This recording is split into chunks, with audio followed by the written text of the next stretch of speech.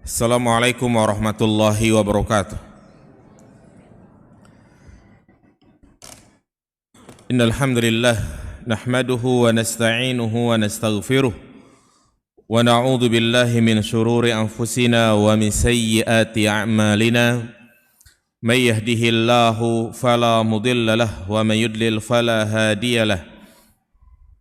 Ashhadu an la ilaha illallah wahdahu la syarika lahu wa ashhadu anna Muhammadan abduhu wa rasuluhu la nabiyya ba'dah.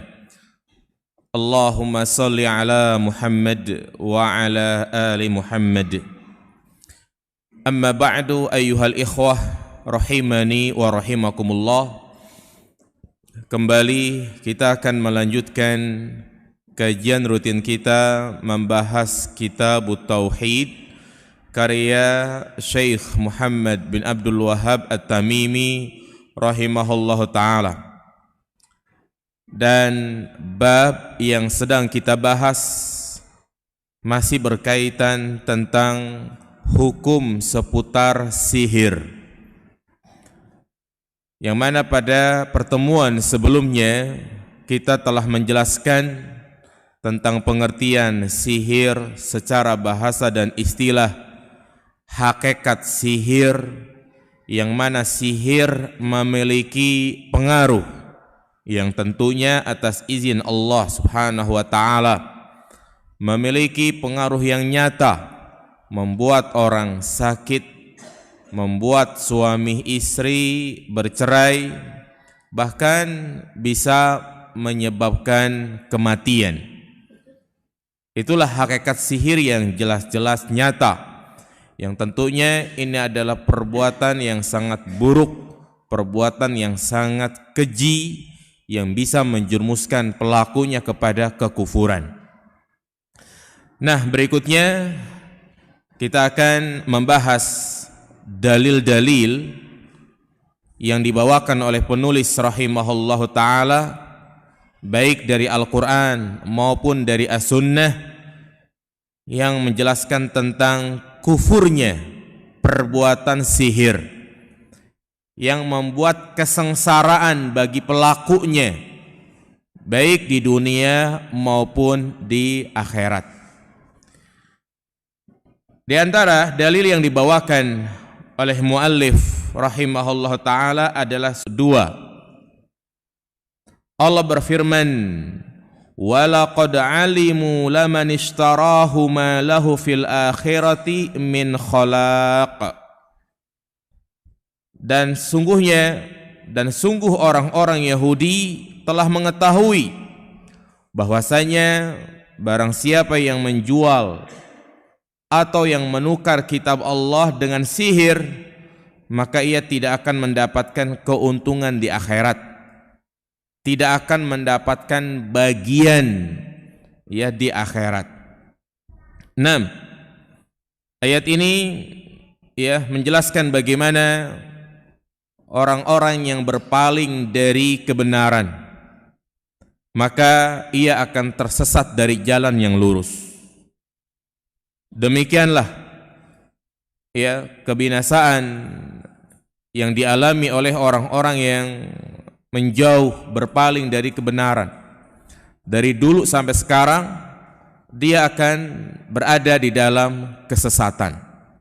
Nah, di antaranya adalah orang-orang Yahudi yang sudah jelas-jelas mereka mengetahui bahwasanya perbuatan sihir adalah perbuatan yang salah, tetapi mereka malah mempelajari ilmu sihir. Mereka menukar kitabullah dengan mempelajari sihir. Maka apa ancamannya? Allah mengatakan, ma lahu fil akhirati min khalaq. Mereka tidak memiliki bagian sama sekali di akhirat. Artinya mereka tidak mendapatkan keuntungan. Amalnya tertolak.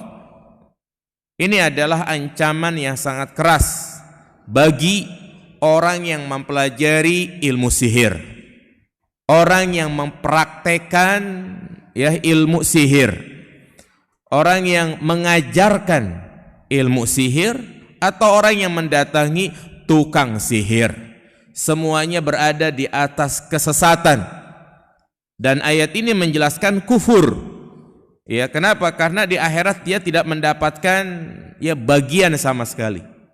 Min khalaq artinya tidak akan mendapatkan ya kebahagiaan. Seluruh amal kebaikannya tertolak. Ini sisi pendalilan ya dari ayat yang kita bahas dengan bab sihir. Nah, dan juga ternyata masih banyak ayat-ayat yang lain yang menjelaskan kufurnya pelaku tukang sihir, orang yang mempelajari ilmu sihir. Di antaranya ketika Allah Subhanahu wa taala menjelaskan tentang tukang-tukang sihirnya Firaun. Ya, Allah berfirman dalam surat Yunus ayat 77. Wala yuflihus sahirun. Para penyihir, tukang sihir mereka tidak akan beruntung. Juga Allah sebutkan dalam surat Thaha ayat 69. Wala yuflihus sahiru haitsu ata. Tukang sihir tidak akan beruntung dari manapun ia datang. Ya. Ini menjelaskan tentang tukang sihirnya Firaun. Yang mana Firaun memanggil tukang-tukang sihir yang banyak ya untuk menghadapi Nabi Musa. Dan Allah katakan mereka tidak akan beruntung. Nah, ungkapan tidak akan beruntung, Allah Subhanahu wa taala banyak menyebutkan di dalam Al-Qur'an penafian dari al-falah, yaitu peniadaan dari keberuntungan, itu menunjukkan kufur. Ya, jadi berdasarkan kebiasaan Al-Qur'an ketika menyebutkan ya la yuflihu artinya tidak beruntung, menunjukkan itu adalah bentuk kekufuran, kesyirikan yang bisa mengeluarkan pelakunya dari Islam. Sebagaimana Allah sebutkan dalam surat Al-Mu'minun ayat 177, wa may yad'u ma'allahi ilahan akhar la burhana lahu bihi fa inna ma hisabuhu 'inda rabbih innahu la yuflihul kafirun. Ya, barang siapa yang berdoa bersama Allah, ya Tuhan-Tuhan yang lain yang tidak ada bukti, maka hisabnya di sisi Allah, dan mereka orang-orang kafir tidak akan beruntung. Nah, di sini Allah nafikan keberuntungan bagi orang-orang kafir. Maka demikian pula Allah katakan tentang tukang sihir mereka tidak akan beruntung, berarti menunjukkan mereka kafir. Dan juga ada hadis yang diriwayatkan dari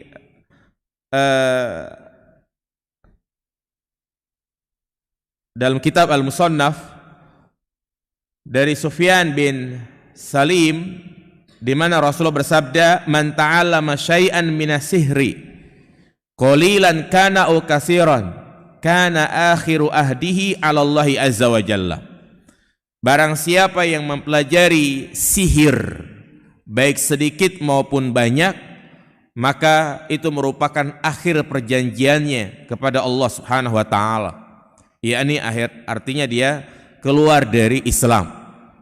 Ya, sebagian ulama mendoifkan hadis ini. Jadi pada intinya itulah ya dalil-dalil yang menunjukkan kafirnya tukang sihir, kufurnya orang yang mempelajari praktek-praktek sihir. Baik apa yang dia pelajari itu tujuannya adalah kebaikan, selama itu meminta bantuan kepada syaitan, ya tujuannya baik ataupun jahat. Dan memang kebanyakan praktek sihir itu tujuannya adalah untuk hal yang jahat, ya misalnya mencelakai orang lain, memisahkan antara suami istri, maka ini jelas ya merupakan bentuk dosa besar.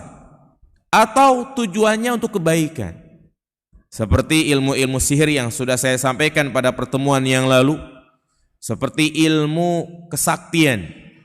Orang belajar ilmu ya, Brahma Kumbara misalnya, Sepi Angin, Sepi Geni, Rawa Rontek. Tujuannya apa? Biar kalau ketemu begal nggak mempan dibacok. Iya, biar kalau ketemu orang jahat dia bisa menangkisnya. Iya, dengan dia ginikan saja musuhnya terbang misalnya. Ini kan tujuannya baik gitu kan. Tetapi karena di situ ada praktek-praktek kebid'ahan ataupun meminta bantuan kepada syaitan, maka tetap saja itu merupakan bentuk apa? Kekufuran. Orang yang pasang susuk ya kan, tujuannya biar awet muda, atau dia pasang susuk di kakinya biar gocekannya lihai misalnya. Tujuannya baik, tetapi karena di situ ada unsur meminta bantuan kepada syaitan, ya, maka tetap dikatakan kufur. Bahkan dalam penggalan ayat sebelumnya yang sudah kita bahas pada pertemuan yang lalu tentang sihir yang ada di zaman Nabi Sulaiman, ya, Allah Subhanahu wa taala mengatakan wattaba'u ma tatlu syayatinu ala mulki Sulaiman.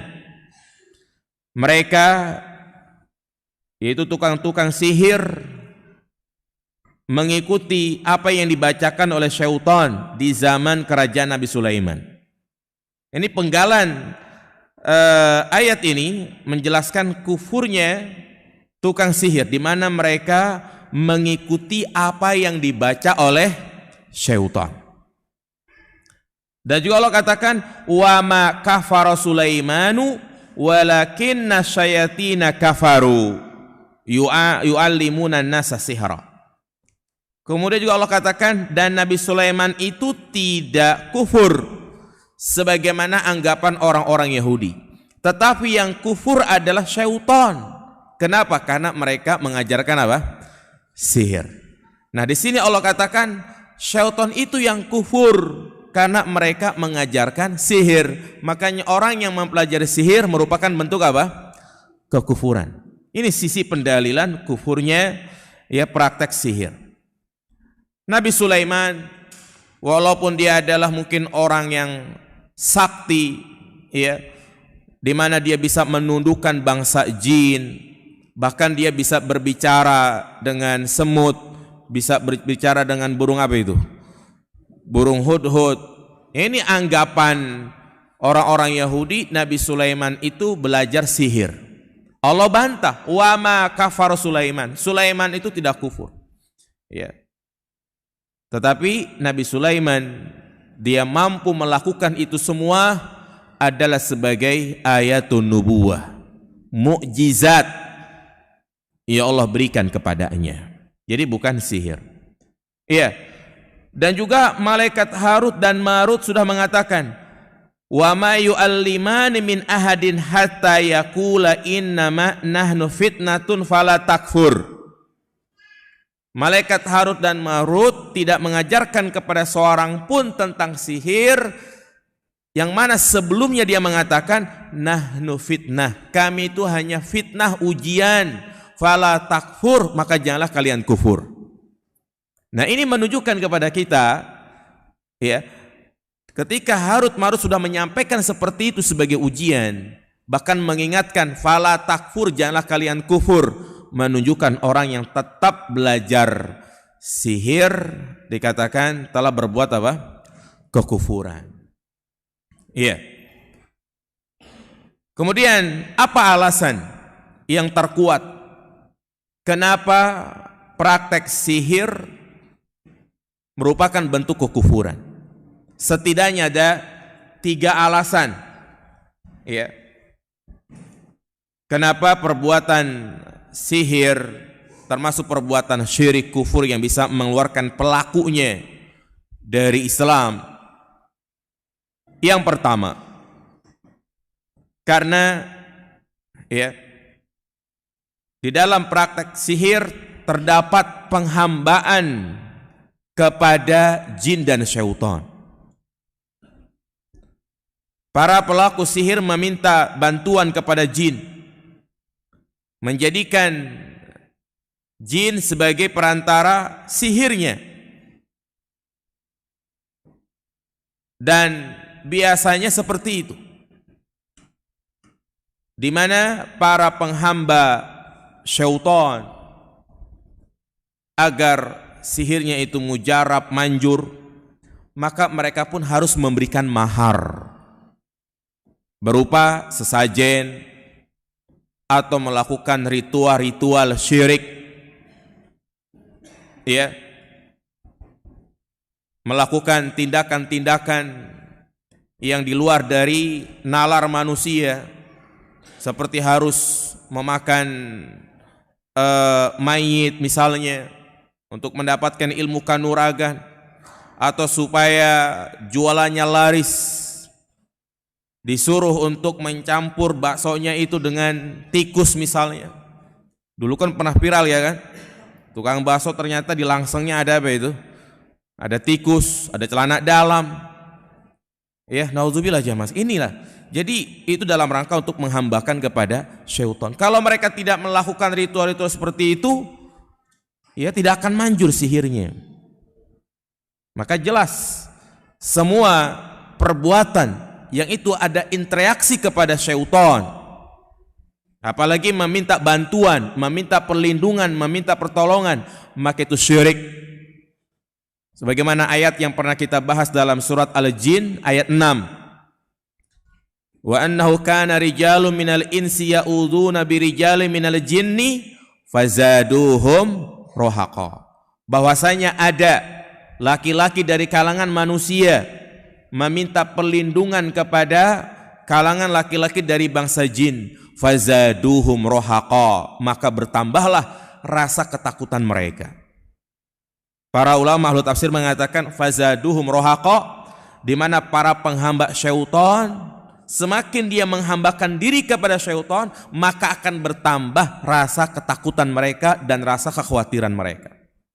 Naam, terbukti mereka yang melakukan ritual-ritual seperti itu bawaannya takut saja, khawatir saja.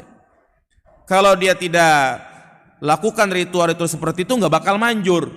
Atau ketika mereka lakukan ritual seperti itu takut ketahuan orang lain. Ya. Atau penafsiran yang kedua fazaduhum rohaqa, di mana syaitan semakin senang, semakin sombong. Makanya di mana manusia takut kepada syaitan, maka saat itulah syaitan semakin berani. Jelas ya Mas sekalian? Ini ayat yang menjadi dalil larangan ya meminta bantuan kepada jin dan syaitan. Lalu bagaimana dengan sebagian orang yang menganggap beranggapan bolehnya bersahabat, berteman kepada jin muslim dan selalu menjadikan jin muslim itu sebagai media untuk menyembuhkan orang yang terkena santet teluh. Jin muslim dipanggil untuk mencari di mana letak buhulnya. Jin yang selalu dijadikan sebagai khodam untuk mengingatkan waktu sholat. Ya, kemudian untuk membantu pekerjaan-pekerjaannya, seperti misalnya tukang pijat, biar pijatannya manjur karena adanya siapa? Khodam istilahnya. Iya. Nah ini bagaimana dalam pandangan Islam?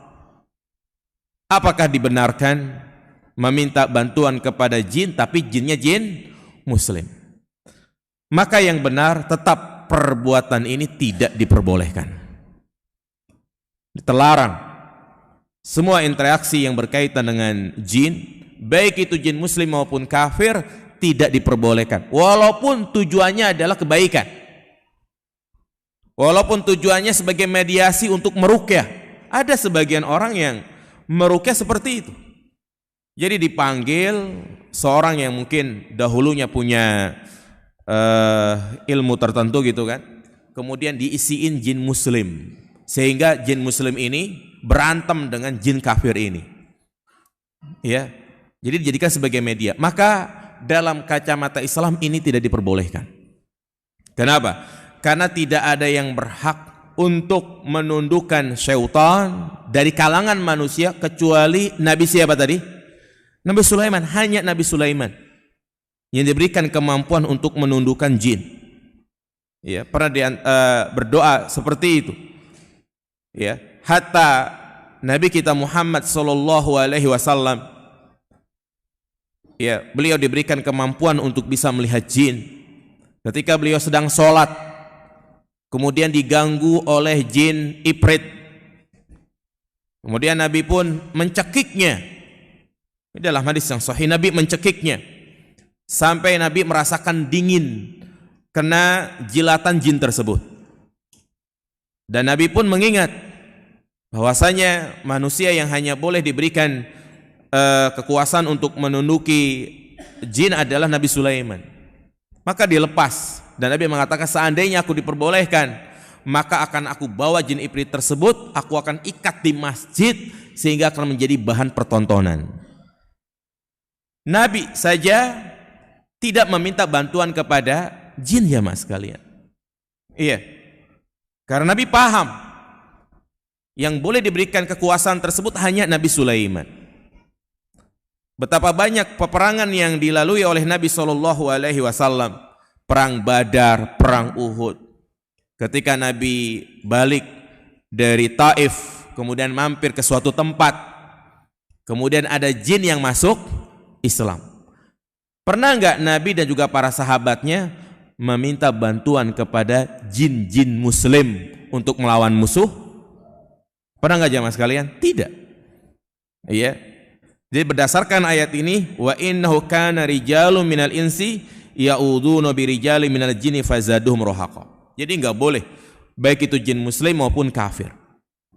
Ketika Aisyah kalungnya hilang. Ya, kalungnya hilang. Apakah Nabi meminta bantuan kepada jin untuk mencari kalungnya tersebut? Tidak. Ya. Jadi cara meruqyah yang benar sudah cukup dibacakan ayat-ayat ruqyah. Ya. Terus gimana untuk mengetahui buhulnya? Kita bersabar. Jadi enggak perlu adanya wasilah-wasilah lain. Bersabar. Enggak perlu dia harus manggil jin dan yang lainnya. Jelas ya mas kalian? Ini alasan yang pertama. Alasan yang kedua, karena biasanya tukang sihir itu dia mengaku-ngaku perkara yang goib. Iya, karena dukun dan sihir itu hampir sama. Tidak seorang yang mendatangi tukang sihir, meminta bantuan, meminta solusi bagaimana usaha ke depan, kadang dia mengatakan begini dan begini. Seakan-akan dia mengetahui apa yang akan terjadi ke depan. Ya, Bapak kayaknya akan mengalami usaha sebulan ke 2 bulan ke depan bangkrut. Kalau enggak pengen bangkrut harus melakukan ini. Nah ini kan seakan-akan dia mengetahui perkara yang gaib. Sementara ya, yang mengetahui apa yang akan terjadi hanyalah Allah Subhanahu wa taala. Qul la ya'lamu man fis samawati wal ardh wal ghaiba illallah. Katakanlah tidak ada yang mengetahui perkara gaib, ya, yang ada di langit maupun yang ada di bumi kecuali Allah Subhanahu wa taala. Kemudian alasan yang ketiga, kenapa praktek sihir merupakan bentuk kekufuran dan kesyirikan? Karena semua praktek sihir dan perdukunan tidak akan manjur kecuali dengan mencela simbol-simbol yang diagungkan di dalam Islam. Iya, biasanya tukang-tukang sihir mereka melakukan ritual-ritual yang di dalamnya mencela, merendahkan, menghinakan simbol-simbol Islam. Atau setidaknya mereka melakukan perbuatan yang haram. Seperti misalnya mengambil kain kafan orang yang sudah mati di kuburan. Ini kan zalim, mencuri masuknya. Atau juga memakan mayit, ini haram. Atau juga tadi melakukan ritual, dia campur masakannya dengan daging tikus. Ini zalim. Jadi tidak akan manjur kecuali mereka melakukan tindakan yang haram atau melakukan penghinaan terhadap simbol-simbol Islam.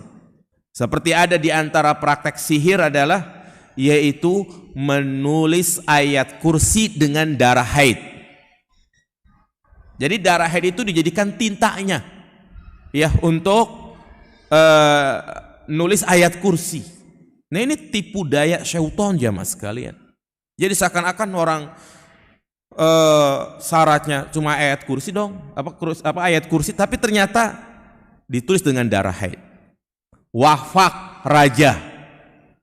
Walaupun kita lihat zahirnya tulisan ayat-ayat Al-Quran ya kan, Bismillahirrahmanirrahim, dengan berbentuk segitiga. Apakah tulisnya itu lengkap Bismillahirrahmanirrahim? Tidak. Ya, ba, sin, mim, alif, lam, ro, terpisah-pisah. Ini kan sama saja menghinakan Al-Quran. Terus ditaruh di dompet ditaruh di belakang, di dubur, ya, didudukin, dia bawa ke toilet, ya kan?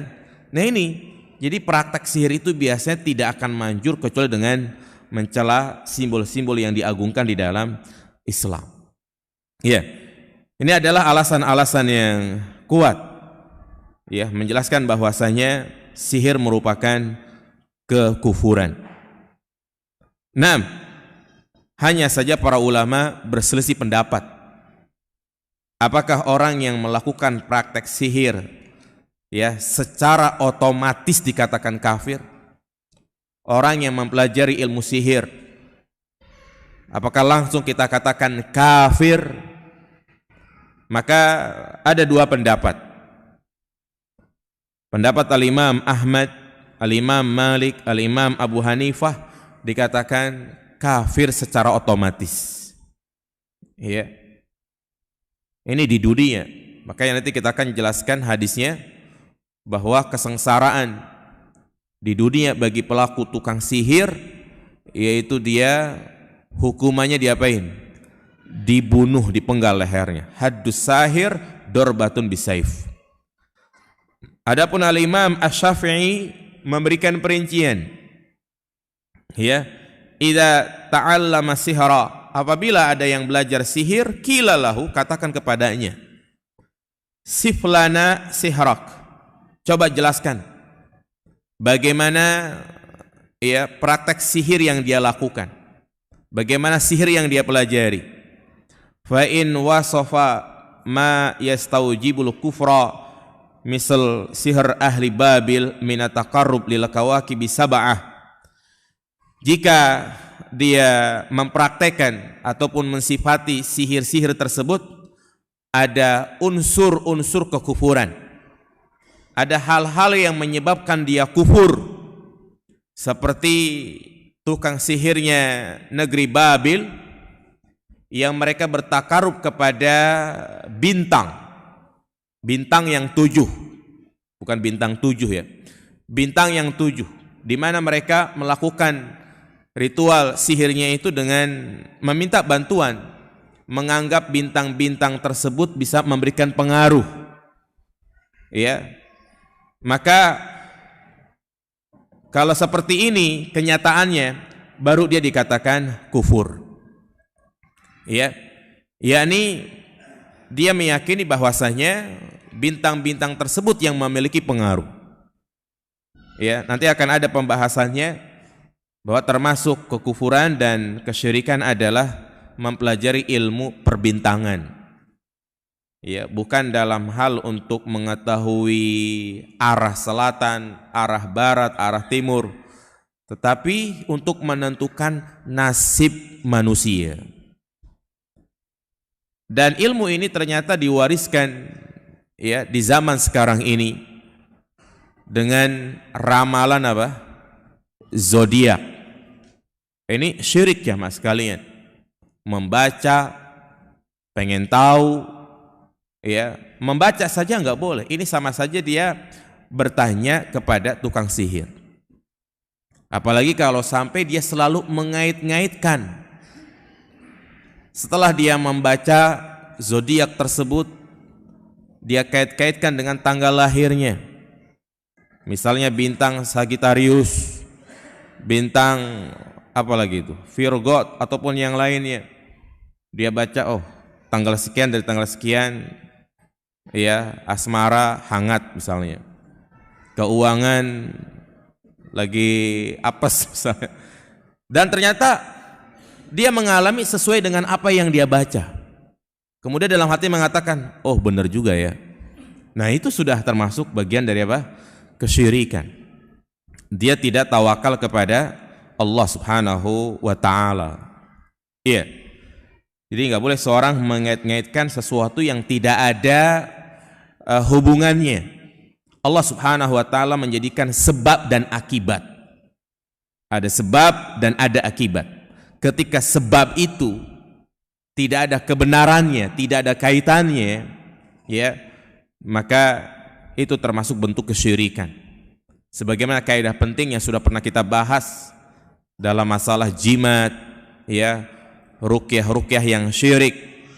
Itu semuanya adalah termasuk syirik karena dia menjadikan sebab yang bukan sebab dibenarkan menurut syar'i dan bukan sebab yang dibenarkan menurut penelitian ilmiah, tidak dibenarkan secara medis dan yang lainnya. Nah, dari penjelasan ini dapat kita simpulkan, ya, bahwasanya praktek sihir adalah syirik dan kekufuran. Dan dari sini juga dapat kita pahami beda antara sihir dan karomah. Antara sihir dan karomah. Karena kejadian-kejadian di luar kebiasaan manusia, ya, itu ada 3 macam, jemaah. Itu perkara-perkara yang di luar dari nalar manusia, itu ada 3 macam. Yang pertama mukjizat, yang kedua karomah, dan yang ketiga sihir atau namanya ilmu magis, ya. Nah, adapun mukjizat ini yang disebut dengan ayatun nubuwah, tanda-tanda kenabian, perkara yang terjadi di luar kebiasaan manusia yang Allah tampakkan kepada para nabi dan rasul. Dan demikianlah setiap para nabi dan rasul memiliki kehebatan-kehebatan khusus. Itulah yang disebut dengan mukjizat, dengan izin Allah Subhanahu wa ta'ala, bertujuan untuk mengokohkan dan membuktikan kebenaran mereka sebagai nabi. Ya, Nabi kita Muhammad sallallahu alaihi wasallam memiliki banyak mukjizat.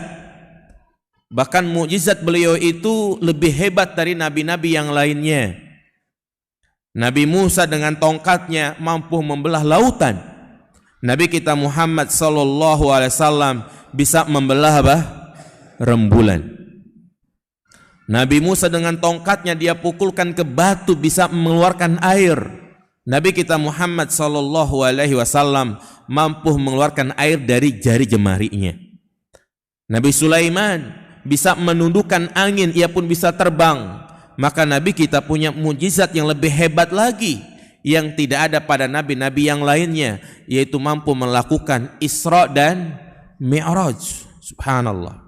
Ini adalah mukjizat ayatun nubuwah, tanda-tanda kenabian.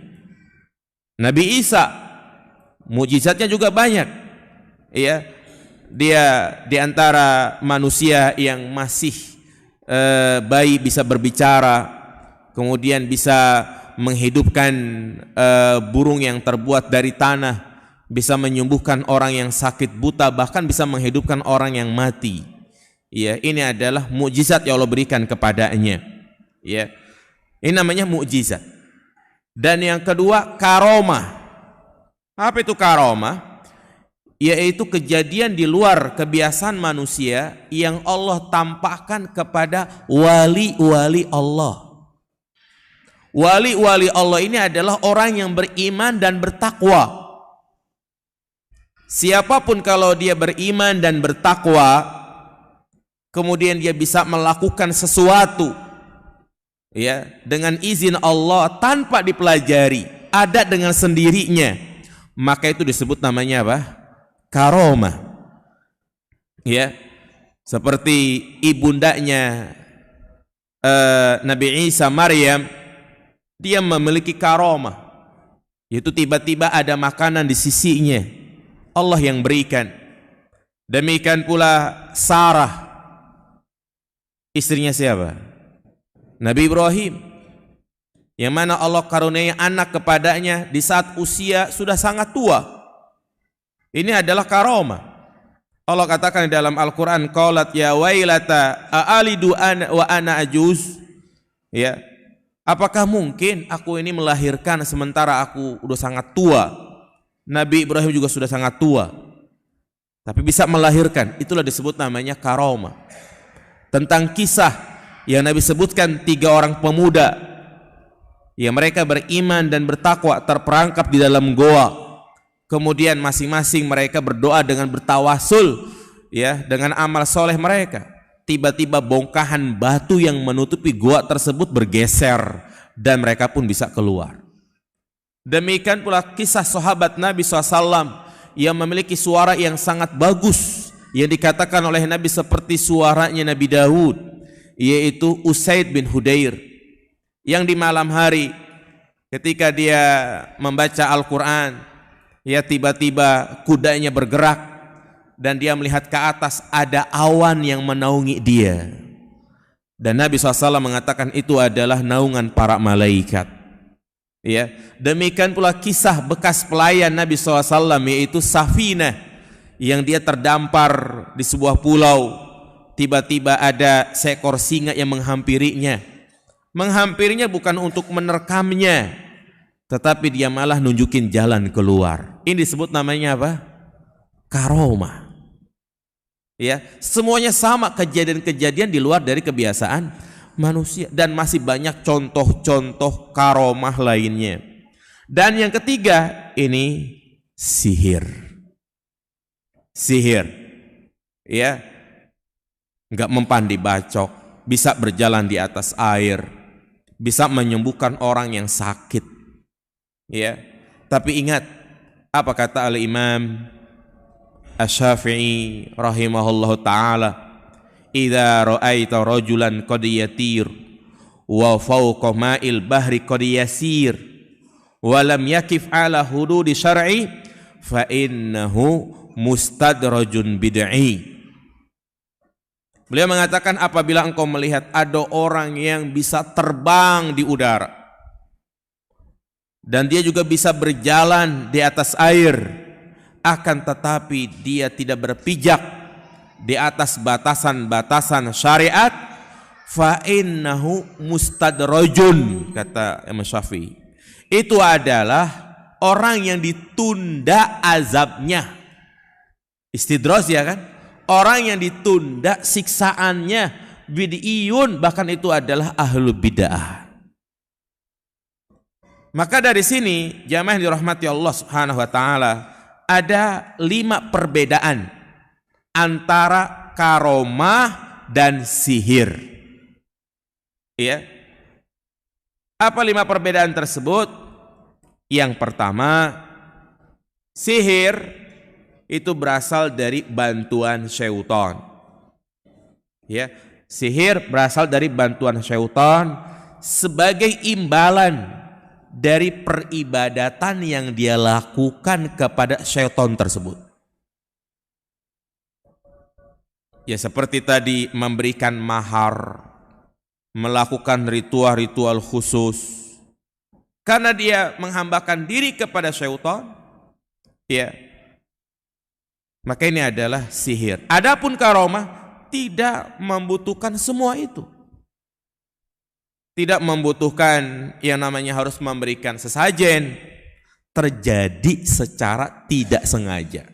Itulah karomah.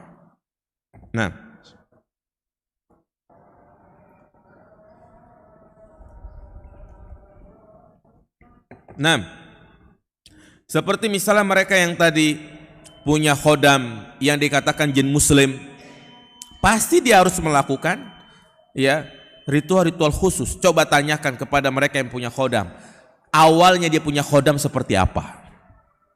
Ya. Nah, azan dulu.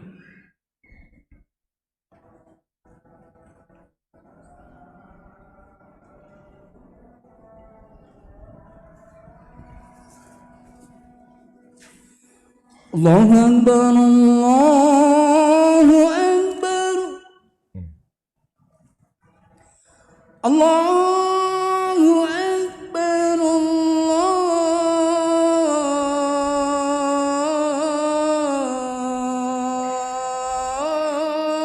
Allahu Akbar. Asyhadu an la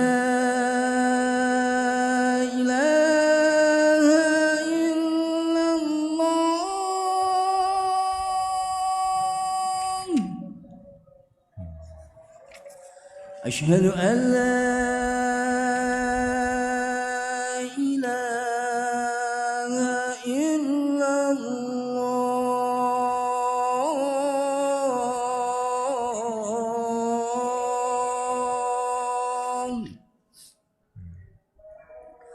أشهد أن محمدا رسول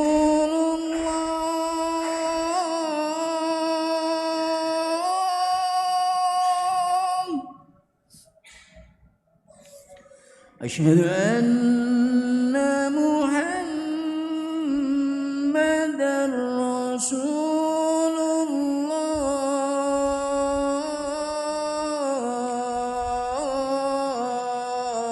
الله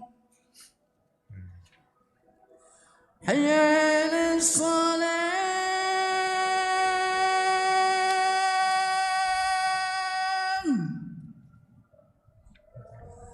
حي على الصلاة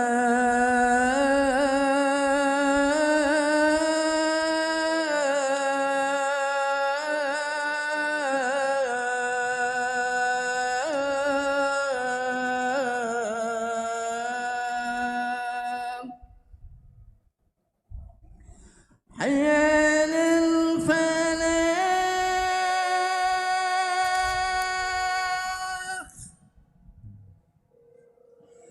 حي على الفلاح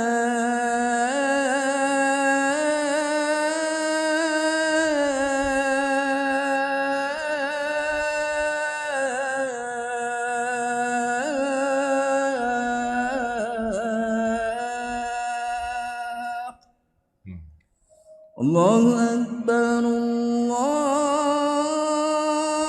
الله أكبر لا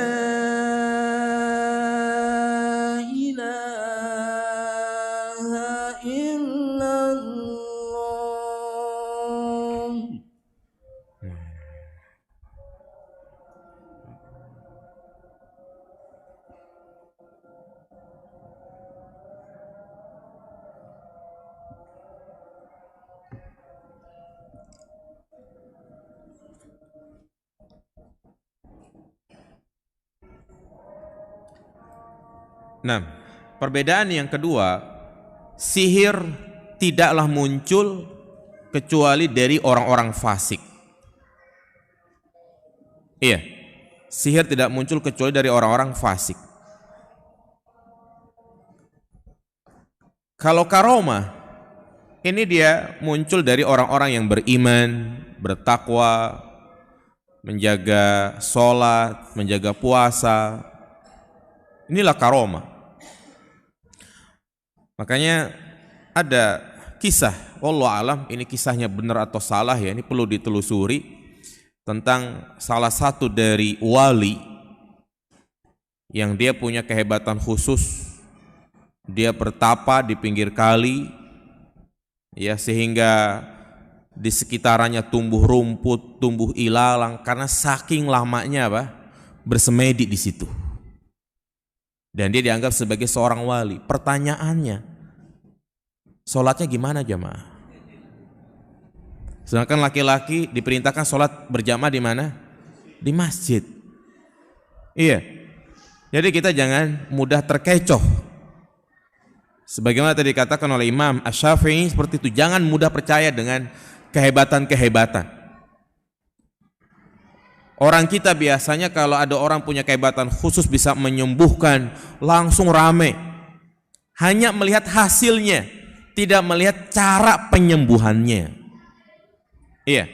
Kemudian yang ketiga, sihir, semakin jauh seseorang dari syariat Allah, maka sihir yang didapatkan semakin tinggi dan berbahaya. Semakin dia menjauh kepada Allah, maka praktek sihirnya itu semakin canggih, semakin hebat. Terus dia bagaimana dengan melakukan ritual-ritual ibadah? Iya, tapi ibadah-ibadahnya itu banyakan bid'ah. Bahkan mengandung syirik. Seperti harus istilahnya puasa mutih. Lihat tuh jemaah. Tipu daya syaitan. Talbis iblis. Ya, dia membisikkan orang tersebut untuk beribadah, tapi dengan cara yang tidak dibenarkan menurut syariat. Mengubah ibadah tersebut. Puasa 40 hari. Ada enggak syariat puasa lebih dari sebulan selain Ramadan? Tidak, ini bid'ah. Kemudian yang kedua, puasa mutih. Sahur sama buka puasa hanya pakai nasi putih. Enggak boleh pakai ikan, ayam. Ya. Nah, ini cara dari mana? Kemudian ada lagi, saya pernah diceritakan ada orang puasa bisu. Apa itu puasa bisu? Puasa kagak ngomong. Makanya bingung tuh tukang cukur ya kan. Ditanya gimana Pak modelnya? Ini yang cerita tukang cukur ke saya. Dia cerita sama saya, Pak Ustaz, saya kemarin didatengin itu sama orang yang nggak mau ngomong. Iya. Saya tanya cukurnya model apa? Saya tunjukkan gambarnya. Tapi beberapa hari kemudian dia datang lagi. Minta maaf katanya, maaf Pak, kemarin saya lagi melakukan ritual puasa mbisu. Makanya dia tanya sama saya, itu ada nggak saat puasa mbisu? Nggak ada, nah itu. Jadi syariat dibungkus kebid'ahan. Naam. Ya, adapun karomah, ya, tidak akan muncul dari orang-orang yang jauh dari Allah Subhanahu wa taala. Naam. Kemudian juga di antara perbedaan yang lain, sebagian sihir digunakan untuk menyakiti manusia, mencelakai manusia. Adapun karomah bukan untuk memadrotkan manusia. Makanya tadi yang kita sebutkan kisah-kisah orang yang diberikan karomah semuanya dalam hal yang baik-baik. Adapun sihir tidak. Dia santet, dia teluh orang ya kan, biar mati. Kemudian juga sihir itu diperoleh dengan cara belajar atau dipelajari. Makanya ada ilmu kanuragan, ilmu kesaktian, ilmu pesugihan. Itu belajar, ada ritual-ritualnya tadi. Ya. Adapun karomah enggak perlu dipelajari, ada dengan sendirinya. Ya. Nah, jadi itulah subhanallah tipu daya syaitan ini dalam rangka membantah orang-orang yang memiliki ilmu kanuragan, enggak mempandai bacok, ya, dengan mengatakan apa yang saya pelajari ini ilmu putih. Karena yang saya amalkan adalah zikir-zikir. Ya, dia baca zikir. Misalnya baca kalimat tauhid la ilaha illallah, ya, 1000 kali tuh. Kalimat 1000 kali ini aja sudah melakukan apa ini? Bid'ah. Terus ngitungnya bukan dengan tangan, pakai beras merah. Iya, jadi siang sebelum melakukan ritual tersebut, dia beli beras merah seliter, dibagi-bagi tuh. Ya, dibagi-bagi, ini dihitung sampai 1000, kemudian dibagikan ke santrinya masing-masing. Malam mulai itu, jam 1, jam 2. Ya, zikir, dihitung tuh satu-satu. Iya, kemudian diaurin beras merahnya di kamar. Baik, habis subuh disapuin lagi beras merah, dimasak buat sarapan. Nah, ini ada ritual-ritual seperti ini. Atau dia harus mendapatkan ijazah dari seorang dikatakan kiai gitu ya. Nih, harus datang ke daerah mana? Malimping. Harus datang ke daerah Pamijahan. Belajar di sana. Ya. Kemudian belajarnya di samping makam. Mereka anggap itu adalah ilmu putih karena caranya dengan bertabaruk kepada ya para wali, katanya seperti itu. Iya. Jadi subhanallah jamaah sekalian, ini kita ya, seorang yang diberikan hidayatus sunnah, jangan mudah tertipu dengan ilmu-ilmu seperti itu. Jangan terkagum dengan adanya orang yang antum lihat misalnya begini-begini aja gitu kan, orang bisa mental, kemudian kakinya ditepukkan ke tanah, lawannya mental. Nah, ini tidak lepas dari bantuan apa? Syaitan. Walaupun dia merasa tidak minta bantuan kepada syaitan, biasanya jamaah sekalian, orang yang belajar ilmu kayak begitu diisi dulu sama gurunya, ya, diusap-usap dadanya, diisi, dimasukin apa? Khodam. Tuh. Jadi dia merasa saya nggak minta bantuan sama setan, ya. Jadi gimana caranya untuk melepas dari ilmu-ilmu tersebut? Sudah, dia lebih dekat lagi kepada Allah. Kadang ada orang yang nggak belajar tapi dia punya, bisa nyambat jadi singa, ya kan? Ya, ketika ada orang yang berbuat zolim, tiba-tiba berubah dia, ya, bisa meraung-raung. Nah ini kalau dibiarkan maka makin menjadi-jadi. Maka dia harus melawan, harus ruqyah mandiri, baca Al-Quran dan yang lainnya. Baik.